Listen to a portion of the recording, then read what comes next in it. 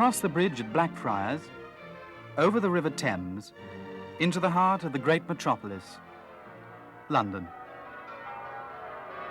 By the 1820s, more than 1 million people lived and worked in the area which had grown up around the old city.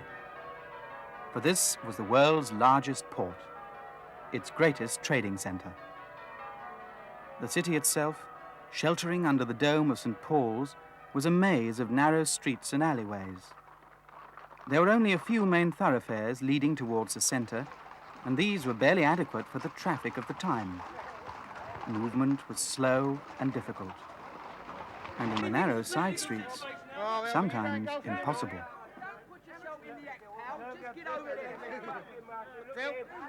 But there were improvements. The great new thoroughfare of Regent Street had just been opened, and in 1829, a new kind of public conveyance was to appear, London's first omnibus.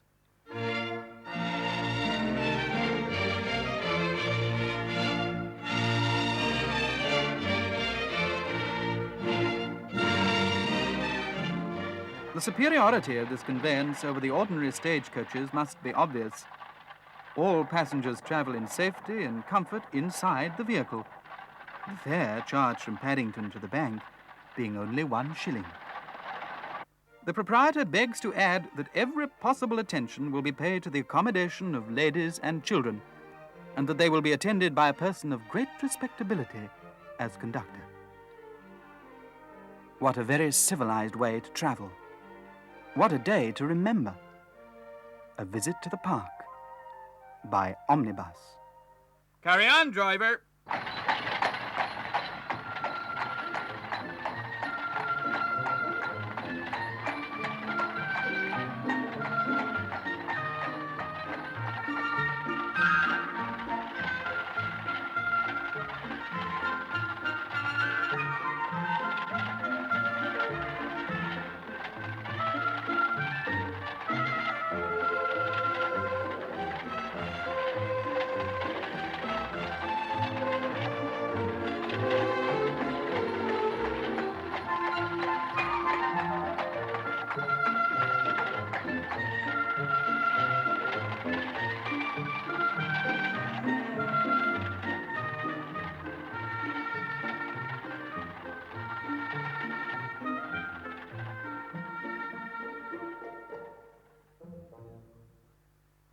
Shillybier's omnibus was as practical as it was elegant.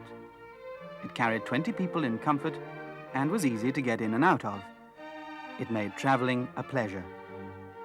And it was so convenient. Within a year, Shillybier had 6 of these omnibuses, each drawn by 3 horses, running at half-hourly intervals between Paddington and the bank. Nor was he alone in the field. There was soon to be competition in a similar mode, and in 1833, a new kind of challenge. One Walter Hancock dispensed with horses altogether and relied on steam power to convey passengers between Paddington and the bank. But the public, it seemed, preferred horses, at least on the streets of London, and Hancock's enterprise was short-lived. For the next 60 years, London's omnibuses were to be exclusively horse-drawn. The 2-horse bus was now the general rule. Smaller than Shillybier's original, they normally carried 12 or 14 passengers, sometimes more, the more intrepid climbing onto the roof. Some proprietors even provided seats behind the driver for them to sit on. Was this a portent of things to come? In 1847, a new, improved omnibus was announced. Its prominent difference from the omnibuses in general use is the raised roof to admit the free entrance of a tall person without stooping, and to provide proper seating for persons outside. 13 passengers may be carried within, and about 14 on top. The greater seating capacity of these improved omnibuses made reduced fares possible and attracted a wider public. The omnibus was now the most popular way of travelling about London. But this very popularity sometimes created problems. In 1851, thousands of people poured into London for the Great Exhibition. The demand for public transport was overwhelming, Everyone was determined to visit the show of the century and to get there by omnibus. But there were too many people chasing too few buses. Inevitably, something had to give.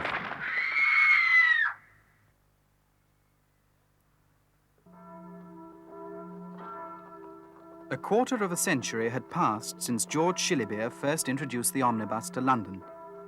Countless others had followed him. Now a new name was poised to take over the reins: the London General Omnibus Company, known simply as the General. The General started by buying up most of London's old existing buses, but something new and better was needed. This was to be it, or something very like it. Wider, and with more headroom than was normal at the time, it could carry 12 passengers inside in greater comfort and up to 14 outside, 10 of them back-to-back on the so-called knifeboard seat, the others alongside the driver. The knifeboard bus, weighing about 2,100 weights and drawn by 2 horses, was to become the standard London omnibus for more than 2 decades. As the upper deck could only be reached by ascending a series of metal plates attached to the back end of the bus, it was hardly surprising that this should have been an all-male preserve. Until someone, with a due sense of propriety, made it possible for ladies to ascend to the upper level with dignity. Another welcome innovation was the provision of side-by-side seating on a kind of wooden garden seat, in place of the old back-to-back knifeboard. What could be more pleasant on a sunny day than to ride down the street on a garden seat?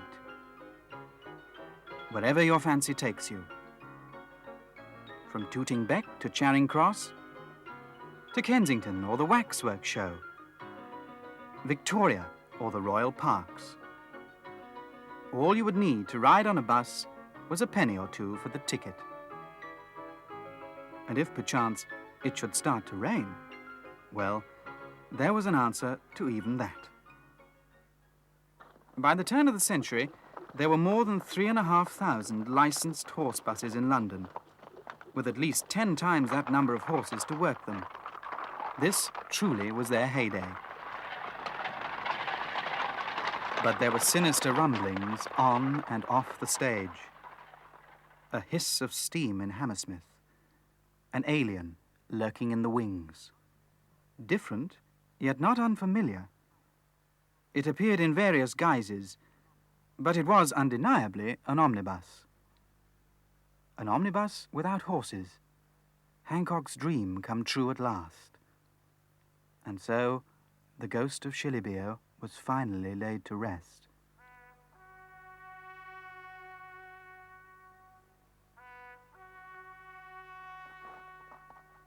Or was it?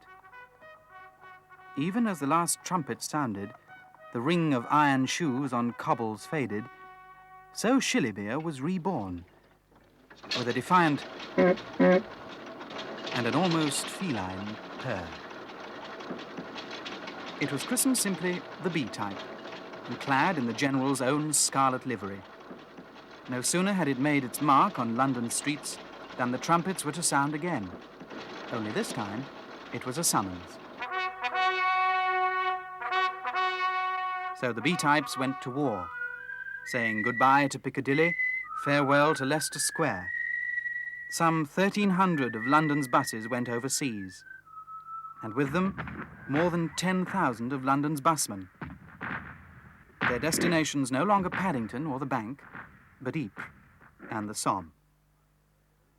At home, it was business as usual. Whilst the regulars were engaged on other duties, there was no shortage of volunteers to mind the buses.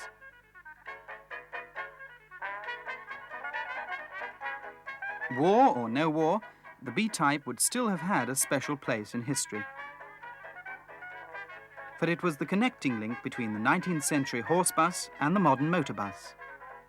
It served London well for 10 eventful years, and then made way for the K-type. Driver alongside the engine, not behind it. More space for passengers, closer to the ground. This to take Londoners into the 20s. In one form or another, the open-top double-decker had reigned supreme on London streets for longer than Queen Victoria. They were to be seen almost everywhere, moving along in stately procession, pausing for people to hop on and off. Solid, reassuring, they catered for all tastes.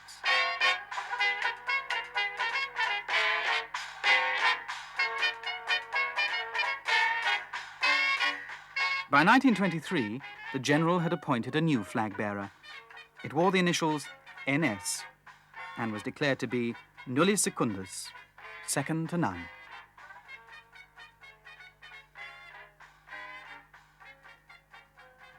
This was a turning point.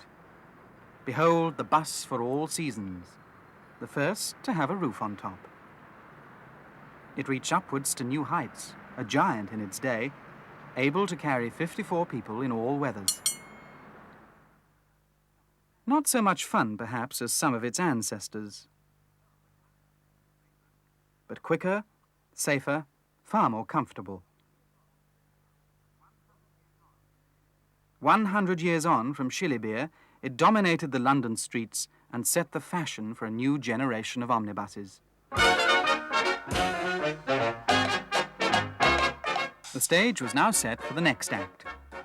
First to appear was the Regent, initials ST, with enclosed cab up front and an inside staircase to the upper deck at the rear. It was one of the last of the red buses to carry the General's insignia. From the 1st of July 1933, they were to assume a new identity.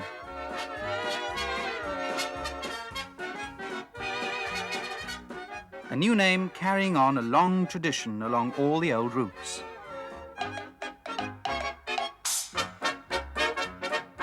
It wore the same colours, but acquired a new look and a style all of its own.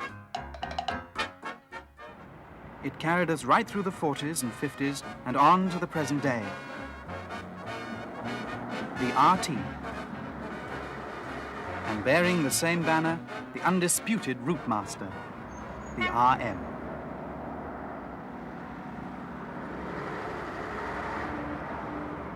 Which leads us into the future.